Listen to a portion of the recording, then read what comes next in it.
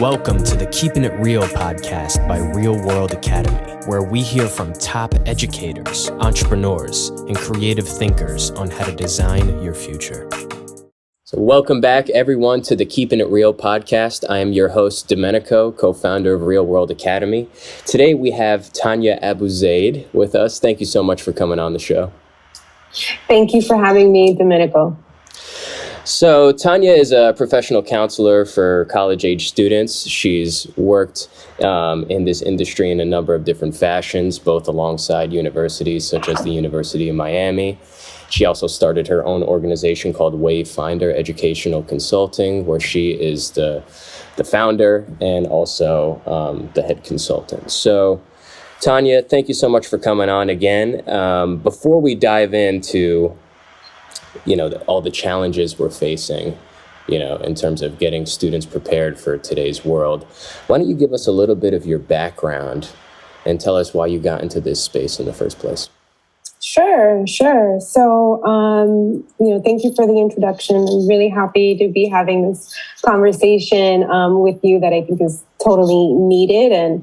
And just a little bit about me is that I am a first-generation student. I am the product of first-generation student success. And what I mean by that is both of my parents immigrated from the country of Haiti way back in the 1970s. And so coming up, education was essentially ingrained when we were growing up. And so college was a no-brainer. It was a non-negotiable, like we were just going to college. But what happens when you just get to college because that's what you're supposed to do? And so, my background really lies in terms of, you get to college and then now you're like, okay, well, now what? What do I study? What do I do? How do I navigate this student experience? My model or my mentor is my older sister at the time. And so just kind of following in her footsteps of like, okay, we're going to the local college. This is how you do it. Here's your FAFSA. Here's everything. And then just kind of learning as we go. And so my route is essentially, I was a business student in marketing, specifically did that program, my undergraduate degree at Florida International University. In my junior year, I interned for Morgan Stanley, and picture a marketing student doing a finance internship. And so that was horrible. I like to call it the worst experience of my life. However, I learned so much about myself. I made lifelong friends, and I learned that finance is not the area that I wanted to continue my career in. And so I decided to go back to school. I loved helping people, working with young folks and individuals, and figuring out what their pathway to success or a better quality of life may look like. And so I decided to do my master's degree in counselor education. I also worked at the university as well. And, my pathway in terms of the professional and academic background is helping students throughout their programs. I was a program manager for a graduate level program. Then I did some academic advising and kind of just fell into this world of higher education. When you ask someone, a child, what do you want to be when you grow up? Nobody ever says a college administrator or a college counselor. It's kind of something that you just fall into as a career. And so I kind of just fell into higher education and loved it. Decided to pursue my PhD in higher education as well, while I was working full time, and moved up in terms of working with academic advising units, program management, working with faculty, and working across all different college student services areas. And, this pandemic in the last 2 years has really forced me to, recognize, hey, what are our students doing? And we've seen such an uptick in mental health concerns. We've seen an uptick in students being continuously underprepared for college, even at the graduate level, right?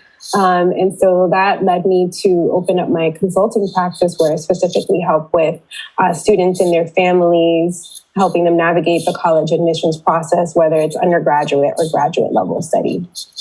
I'm noticing a pattern, honestly, with a lot of individuals, both in Real World Academy and affiliated with Real World Academy, in that we got into education as a result of having negative experiences and realizing how underprepared we were, in order to face the challenges of the real world and of the college system. And so we wind up in the education space simply to fill that void that we didn't get. It's a very common thing that I've noticed. So I'm interested, when you're working with students, what is the most common problem you face, or what's the most frequent fire that you have to put out when you get someone new, fresh off the bat? Are there any commonalities between your students that you might want to share? Absolutely. I think the commonality is falling into the traditional perspective of, I have to go to the best university. I have to go to that brand name university, because anything less is not going to result in success that they may deem for themselves. And I have to challenge my students and their families with that concept. It's not just about brand name. We've been so ingrained with marketing and commercials and advertising that we lump in higher education within that mindset as well. Like, I have to go to the Ivy League. It has to be a top tier 1 institution. And I challenge my students with that thought, because it's not just about the brand name. It's really about the fit. What does the brand name even mean to my students? Okay, so what is going to, let's just say, Harvard, that is the brand, right? Every university wants to be the Harvard of the South, the Harvard of the West, right? And so, but what does that mean to you? Assign some meaning to it. Let's define it. And then once we start breaking down, the meaning with my students, it turns into, it's really superficial. I'm thinking the name is equivalent to success, where it's like, it doesn't necessarily matter where you go. It's what you do with that knowledge based on where you go. And to be honest, when you're a high school student, your school is encouraging you to be superficial and to go with the brand name school, because it makes the high schools look better, quite honestly. So a lot of times you need an outside mentor or an outside counselor to go and say, actually, this school that you've never heard of before is better for you because it caters to your interests. It's in your geographical area. It's within your financial it's within your budget. Yeah. It's a good fit for you. This school offers several different programs and options. Mm-hmm. And that's something that I love educating my students about. We are so focused on the US higher education market, where we don't even consider that there's a whole other world out there with other opportunities that are sometimes cheaper, that are sometimes better, and that will give you an out-of-the-box experience. Because I think what's happening now is that we're starting to recognize that traditional pathway is obsolete. Totally. And do you have any advice for students who maybe think that college is not the right path for them? I'm noticing that more and more. College is, not to be too disparaging, obviously college is amazing for, the people that it's amazing for. But there is a large and growing population of people who get away with not going to college and end up satisfying a lot of career ambitions and monetary ambitions without the need of a degree and without being saddled by debt. So absolutely. What's your opinion on that? Yeah. So there's a stat that about 38% of the U.S. population has a bachelor's degree. So college-educated folks are not the norm, despite mainstream discussion and discourse on college-going behaviors. And so, if you're going to college, you're not in the majority. Okay, so we have to recognize that and understand that, and there's nothing wrong with that. I am a subscriber to education as a pathway to success, education as a pathway to societal progress, etc. But the traditional form of college is not for everybody. College is just not for everybody. And so there are other pathways to having a better quality of life other than going into debt and taking a 4-year degree. There are now several different educational providers that are being innovative in terms of what type of education that you can get outside of a 4-year degree. I hear my students talk about, well, I could just go to YouTube University, right? And anything that you want to learn. I mean, we've never had this much access to information. Anything that you really want to learn is readily available to you. It's what you're going to do with it. And so, I hate to ignore and neglect the value of trade and vocational education as well. Google has partnered with community colleges and also with other companies to provide their certificates. There are micro-credentials. So there's education that you can get outside of a traditional 4-year degree, as long as I think what's important is that we embed the concept of lifelong learning.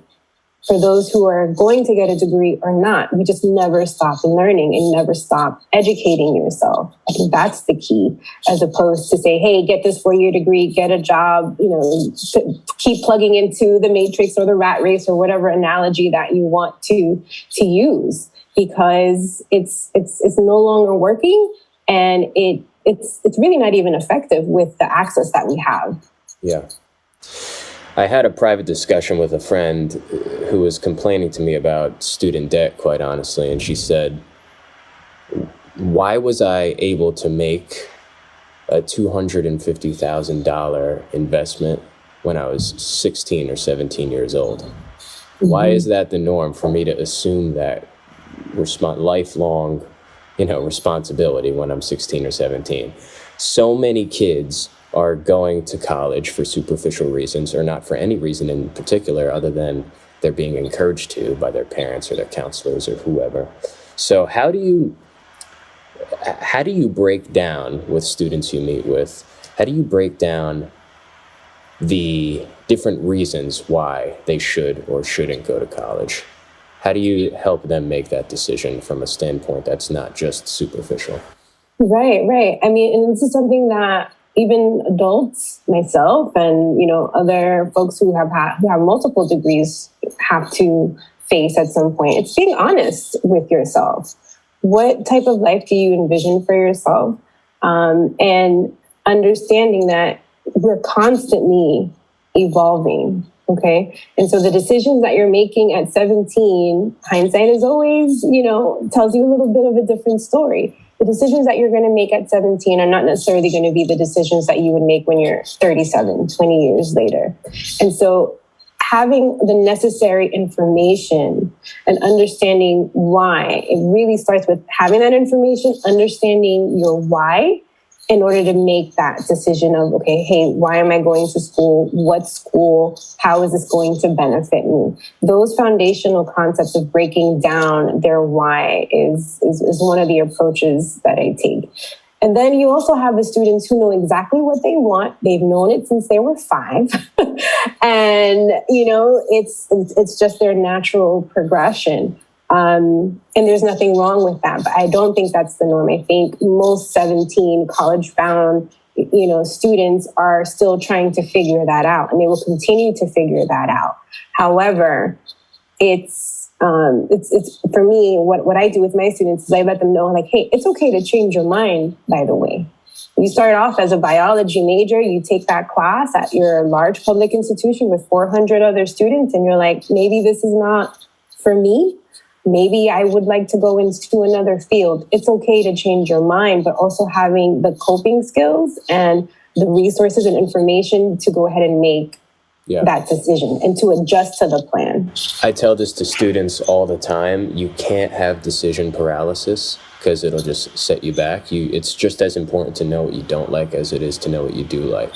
So if you go down a biomedical track for a year and a half and then you decide it's not for you, that's not time wasted. That's actually time well spent, because you would have never had that experience. Hopefully you do it when you're younger, but you would have never had these experiences to tell you what's right for you and what's not. So I think absolutely, it's fighting against our. I mean, I don't want to call it our social construct, but I think it's part of our social construct. Say, I don't want to waste my time. Yeah. And I came up with the name Wayfinder because I wanted it to be descriptive in terms of like, we're all on this journey. We get so caught up in like the goal. The goal is to get a degree, to get a job, make a lot of money, travel, and live my best life. But then we don't enjoy the process, or we don't enjoy the on your journey on the way to the goal. We get so focused on the goal that, okay, you reach your goal. Okay, now what? So are we just going to like hang out and put your feet up and relax for the rest of your life? No, it's a continuous set of goal setting, but also not being so focused on the goal that you actually enjoy the journey. Yeah. And there are lessons in the journey. That's really where the meat is. And I try to explain to my students and their families, like, don't get caught up in like the end. We're just starting. This is the easy part. You still have to learn how to be present. You still have to learn these lessons, whether or not you think that they're valuable at the time. Because we get they're so focused on like the mission, fix this mission, task oriented, cross that off the list. Okay, on to the next thing, where we're not really even enjoying the process. And as an academic advisor, I just don't want to take a class that's not going to be useful to me. I don't want to waste my time, and I like to challenge that with my students. Yeah. Something I say is, chase meaning, not money. Oh yeah. A lot of times you will have, just like you pointed out, and it's not the student's fault. A lot of times they're encouraged to think this way, but you want to go down that cookie cutter path where you achieve the salary that gives you a certain level of comfort, even though that's never the case. Right. But if you chase meaning over money, you oftentimes end up in a situation where, eventually you get to a point where you're doing what you love and you're much happier than the person who was just chasing the 6-figure salary. Absolutely. I love that. I'm gonna steal that one. Chase meaning. Chase meaning, not money. You touched on this a little bit in your intro, but I'm curious if you'd like to expand on it a bit more. How is today's education landscape different from, say, 5 years ago? And how did the pandemic affect this space? Oh man, I feel like there's always going to be wins and losses, but everybody alive right now has never really been through a global pandemic such as what we've faced. I would say, just in the last 5 years in the higher education environment has become just so much more competitive, has become so much more capitalistic. And there is, you have the good folks on the ground that are really just student focused and student oriented. But I also feel that we're losing sight of the student experience. It has become such a consumer, and I say that with air quotes, consumer-based industry. People forget higher education is still a complex organizational structure. It is still a business, whether it's a for-profit or nonprofit situation, but there's so much more focus on the money, the financial aspect of it. We see that tuition rises at least 3% a year.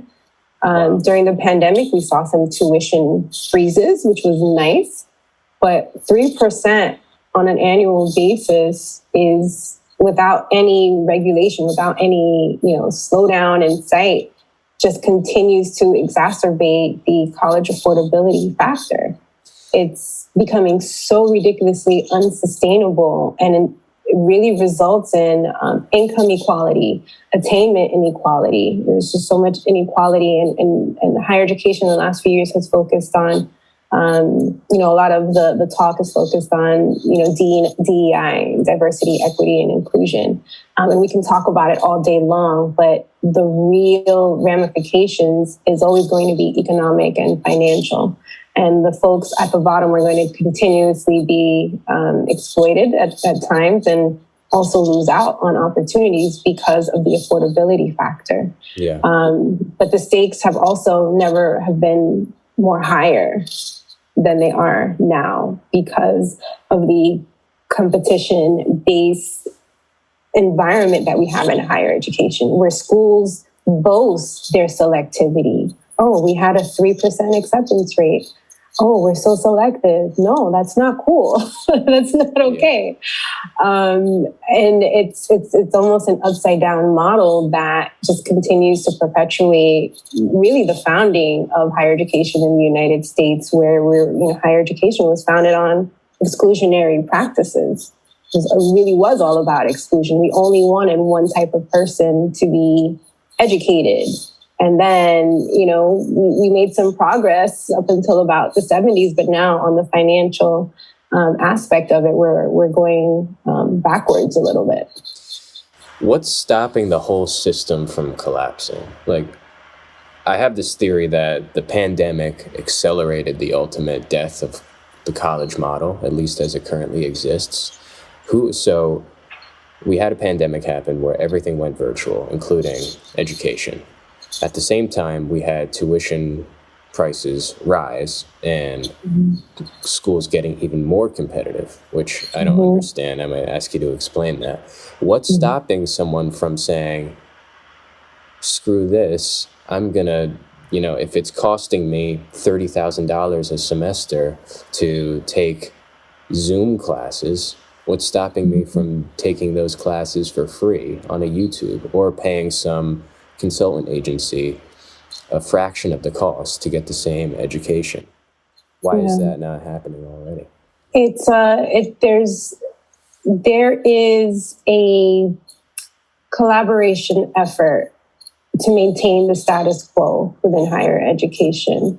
We have to keep things the same, and that's coming from so many different players. The schools themselves, of course, the external/internal higher education environment. So that's going to be your college board. That's going to be your accreditation agencies as well. So everybody that kind of has a hand in higher education to some extent. And then also, frankly, the government as well. If I give you an example of how the government plays a role in perpetuating this concept of free market pricing for tuition models as an example, you would think that perhaps there's some type of regulation efforts, okay? And the only way that the funds are regulated is through, federal policy, right? So let's say Title IX, schools cannot discriminate. They have to abide by certain policies or else they will lose federal funding, okay? But if I told you, hey, you have a for-profit college, okay, that only has to show maybe 10% of their revenue comes from their students, and the other 90% comes from the federal government. And I'm talking operation costs, I'm talking about cost of instruction, everything that it costs to run a university. 90% of that comes from the federal government. I mean, what are we talking about here? All I have to do is submit some documents that say, okay, I'm a legitimate university, 10% of my revenue is coming from, my students, and then you have to give me the other 90% to provide a subpar education. We're all in cahoots here. And then, of course, the public, the people, also, we fall into this trope. So it's not, for me, it's, my opinion is that I can't point my finger on one thing. There's so many different players, and we're all collectively working together to hold on to this antiquated status quo, or this model that continues to exacerbate especially lower income Black and brown minorities and exclusionary efforts under the guise of access, and let's open up access, and let's make community college free. That's great. That's wonderful. But that is such a small bucket of what we're talking about here. So we're all, unfortunately, complicit in how this all works. I'm curious, what is the government's incentive? Because maybe I just didn't pick up on that, but if universities are getting the majority of their operational funding from the government, what is the government's incentive to keep that going rather than pulling the plug?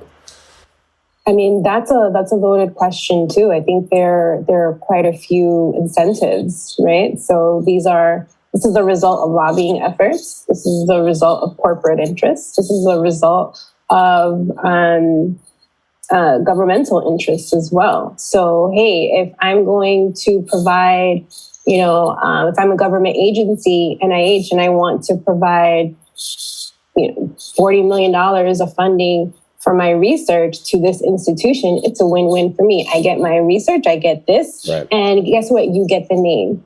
So it's pretty complex, but there's so many layers of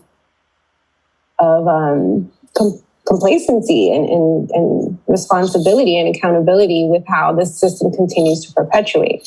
I do agree with you that we have accelerated into the demise of this current model of higher education in the United States, but there is such a fight to keep things going because you have so many lives at risk, so many lifestyles, to be honest, at risk. And so I try to tell my students, like, listen, you're using the university just as much as they're using you. This is a mutual use situation. You're using them for an education. You're using them for an experience. They're using you to tout what you've been able to accomplish and say that, hey, because you went here, you're a great person, and don't you want to be a great person, and continue to use you in their marketing materials, to use you as a success story. And that's great. But then there's that intangible component as well, where it's that community-based idea of acceptance and community building as well. Mm-hmm. People love to be a part of the community. Mm-hmm. Students will choose the university because of their football team. I mean, like, it's so heavily ingrained in our in our way of life that it's very, very difficult to deconstruct that. Yeah. And use models that we know work elsewhere. So taking all that into account, how do students avoid these tripwires? And what would you say to a student who's going into college now? Like, here's what you're realistically going to get out of it. It's not only going to be the education, it's going to be the community and the network and all those things. In 2022, how do students extract the most value that they can out of the college experience? Right. So, one thing is knowing the why, and knowing that why might change between now and, the next couple of years from now, but really identifying the factors and values that have meaning for them. Everybody has their own set of core beliefs and values, but what do you actually value? And how does this university, whether or not they say it in their mission statement, in their vision statement, or if that department chair, whatever they're communicating, how do they live it? And so I think this generation is a little bit, I don't want to use the term woke because that's over now, but they are a little bit more cognizant of authenticity and what this really means. Students don't want to feel like a number, and they don't want to feel like they're being used, and they don't want to just feel like I'm coming here just as a transactional situation. That is actually the worst experience that, students will come out with when they go to a university, and they're like, I just feel like they just took my money and now I have nothing to show for it. And I don't feel that sense of community and belonging. You have to get something out of it, just besides the education. Education is the formal education is part of it, but there's so much more. There is that community aspect. There is that those intangible components, but a student has to know what those factors are and what does it mean to them. How do you assign those values meaning? Yeah, I mean, I could honestly relate to that, and I had a great time in college, but the first 2 years I felt were amazing. The third year was cool because I was able to travel, and then my senior year was a total joke. Like, and it was just, to be honest, it was a waste of time. I was working the whole time anyway. Yeah, so I feel like students are definitely picking up on the two-sided relationship that being a part of a university, especially a brand name university, is. So I think that's really important that you communicated that. Are there any unknown factors that may contribute to one's college application? And are there any like secrets of the industry that you want to spill to our listeners? Sure. I think that the big secret is that it's a numbers. I mean, maybe it's not a secret, but it's a numbers game. That's kind of what it boils down to. So because universities and mostly the highly selective private institutions have, what they call their secret sauce. How do we come up with, the criteria? And how do we, maintain accountability? How do we stick to that admissions criteria? Because let's say 20 years ago, you can have a perfect SAT score, a 3.5 GPA, and, be a fairly good student and get into quite a few good colleges. Okay. That's no longer the case. Colleges, particularly highly selective colleges and universities, are looking for not just cream of the crop, but the cream on top of the cream on top of the cream. Okay, they're looking for that, like literally that top 1%. And that doesn't always include a perfect SAT or ACT score and super high GPA and president of all of these clubs either. Right. So now they're looking at passion projects. They're looking at service-oriented projects. What are you doing? What are you doing for your community? Do I agree with that? No, because these are 16, 17-year-old kids. I think it's important for students to be, socially responsible and to be cognizant of what's happening in the world around them and in their community. But I also believe that it is the job of universities to educate students as well. And so if you want these students to be super educated before they get here, then what are we talking about? Like, what are we doing? That's interesting. Nobody talks about that. Yeah, you're encouraging students to, not you, but, college and university culture is encouraging high school students and children to kind of take on too much at once, and it oftentimes would inhibit their personal development, because during that time in your life you got to learn and grow as a person, not worry about a bunch of other people. Absolutely. And I had this comment from a friend of mine, and we were talking about her college experience, and she went to the Ivies, and she said her high school experience was much harder than her college experience because she was doing the most. I've heard that.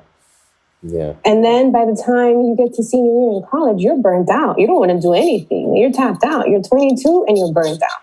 Yeah. And this is something that I've seen, working at an institution. You see these high-performing, highly functioning students with all kinds of anxiety, depression, and pressure because the last 4 years of their life has been nothing but, I got to be the best, I got to do the most.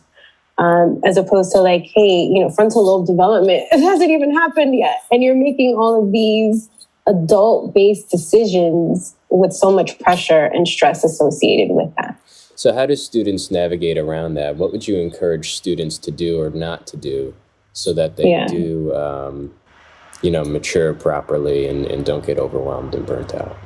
Right. I mean, it's really all about foundational principles and focusing on one or two things that you can focus on and be really, really good at those one or two things, whether if you're an athlete, whether you're an artist, whatever it is, whatever your hobby is, whatever your passion and interest is, become an expert with that. You don't have to conquer all of it. You can't be in, calculus 8, if you will, and, be quarterback superstar and then also be, the lead in the, theatrical play.